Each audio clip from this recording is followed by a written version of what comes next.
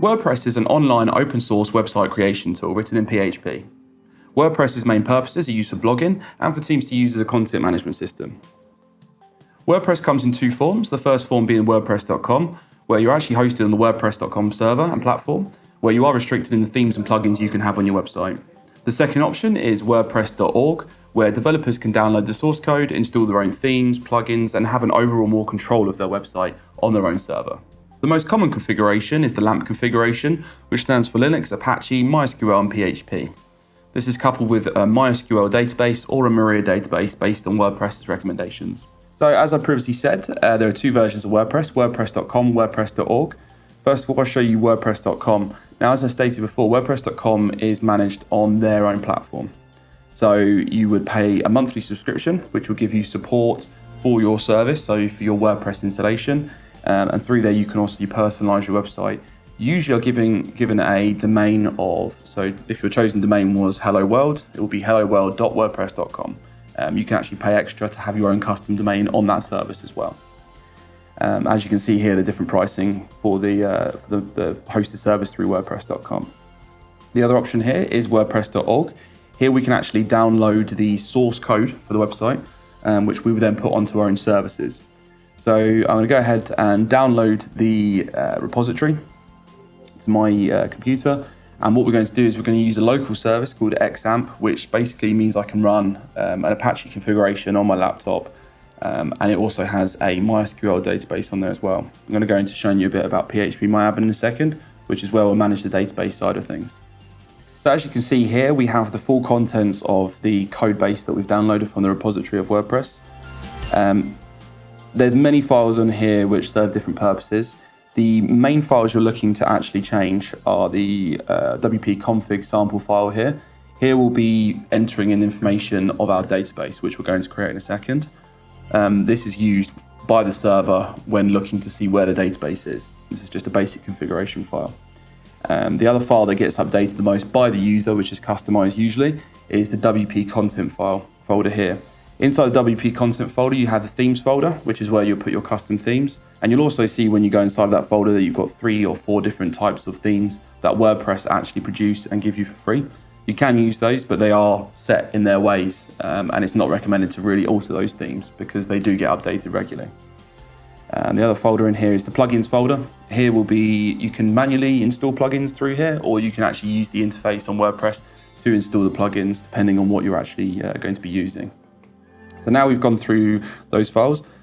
The main configuration file, as I explained before, that's going to contain the database name, logins, and also where the database is. So to get started, we'll open up XAMPP here. I won't be going through the configuration for XAMPP, but it's very straightforward to download and install. I've already started the two services, and they automatically select the ports that are needed for you to run this service on your local machine. Everything will be opened up as local host as opposed to being a domain. You can also use your local IP as well. So if we click onto admin here, we'll go into the PHP MyAdmin interface. So through here, you'll have a list of, on the left-hand side, of all your databases. There are some custom ones that are there already that are needed for a PHP MyAdmin to function. But what we're going to do, go ahead is click new here to create a new database. I've entered the name of hello_world just for the sake of testing. And make sure you've selected this language preset there. So after clicking create, it's going to create a database. We also need to set up privileges. So this is going to be your user account to log into the database. This will be used in the WP config file. So within here, we're going to add a user account, put in here as a username, put in here hello test. Host name is not essential. Now you can use they have a password generator at the bottom. Click this, it will generate a password for you. Make sure you make a note of that password. I'm just going to paste it up here and go down here. And what we want to do is we want to check all and grant all privileges for this for the testing purposes. Now, you may want to check with your hosting provider or maybe your developing team to make sure that you're granting the correct permissions for this, because if you grant permissions and leave everything open, that could open you up to be hacked or further take down your whole website. So now we've got our username here. For this database, hello world on the left, we can go ahead and add that into the WP config file, which is based over here. So we're going to go ahead and enter the database name. So hello_world for testing purposes. And the username is hello_tests. Password we should have pasted in here. If we just go back to the browser, taking a picture of that. Okay, paste it on there. Keep DB host as localhost for this here. And what we need to do is we actually need to generate some salt keys for authentication here. So if you just follow the URL, go to URL, and this will generate a whole random key set for you. You need to replace these ones in here. Make sure you don't have the put your unique phrase here. Okay. You can also set a table prefix, which is how tables are stored in the database. By default, it will be WP, standing for WordPress, and underscore. You can call this whatever you want to call it. You may see that as a better way of securing your database if you have a customized name.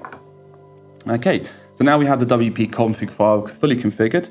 It's also important to note the basic file that you'll get will have a -sample after WP config. It's important to remove this before you put this into the server, otherwise the server will never pick it up. The sample is placed there just so you can keep it as a backup essentially. A better way to do it is probably to replace the actual name sample out of the name. Okay, so now we have all the information put into the WP config file. What we're going to do is I'm just going to move my code base across to the XAMPP htdocs folder. This actually allows it to run as it would on a server. XAMPP will then configure the path to know that that is a website there. So I've moved all of my files and folders into this folder here. As you can see, I've done hello_world as the project folder name. So if we now browse to localhost /hello_world, we're now greeted by WordPress's default interface. Now this is the actual installation process. It's going to run through a few details, and I think one of their claims is that this is the famous 5-minute installation for users to use. So first of all, go through and select your language. So obviously I'm going to go through and being from the UK, I'm going to select English UK. This will then configure the language for the rest of the setup and for the website itself. So here you'll see that the first option we have here is to set a site title. So I'm going to set that as Hello World, following on from my other naming conventions. And just for the test purposes here, I do advise the user strong username and password. I'm going to set the username as hello. I'm going to set that as the suggested password there, just store it. Okay, and I'm just going to use a dummy email address here, which is going to be used for WordPress. Now, one of the things to note here, if you're setting up the website for the first time, if you're using localhost or something like XAMPP, you don't have to click the discourage search engines bit here. This is mainly used if you've maybe used cPanel, which has a one-click installation. There you may want to tick that box because you won't want Google to be crawling your site immediately. Okay, so yeah, for the local part, we don't need to do this. And then we click Install WordPress here. This will now go through. It's going to set up a username. It's going to set the site title. It's going to set the password. And after it's done the installation, it's going to pop up with the login page. Once that's done, we will then be able to log into WordPress, and I'll show you just some basic bits on there, show you the front end. And then from that point on, we're ready to look at maybe installing some themes and some plugins for the website. Now the WordPress is actually creating the installation files and making your website for you. If we head back to PHP MyAdmin and actually click on the database of Hello World, we will now see that WordPress is updated with all the tables that are necessary for WordPress to function. You don't actually have to worry about any of these. You probably will never ever actually have to touch them. You might have to if you've got some serious customization in your website, but majority of the time you won't need to visit PHP MyAdmin ever again. There are tools now these days to migrate sites from localhost to a live platform, which make it seamless and without having to touch anything really or configure a new database. Okay, so now that's installed, if you head to /wp-admin, this will take you to the login page. If you're already logged in, going to that URL will take you to the dashboard page. But for this sake, we haven't logged in yet. So I'm going to put in the username of hello, paste in the password. This is now going to log us into the dashboard side of things. So as you can see here, we have the dashboard of WordPress. Here you can customize it to show different things. So you might want to do a quick draft with posts.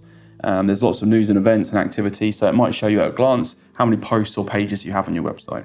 So now we're logged in, we'll go to the plugins folder. Now, this part of the website is used to add new plugins, manage your plugins. Here you can deactivate, you can disable, and you can delete them, more importantly.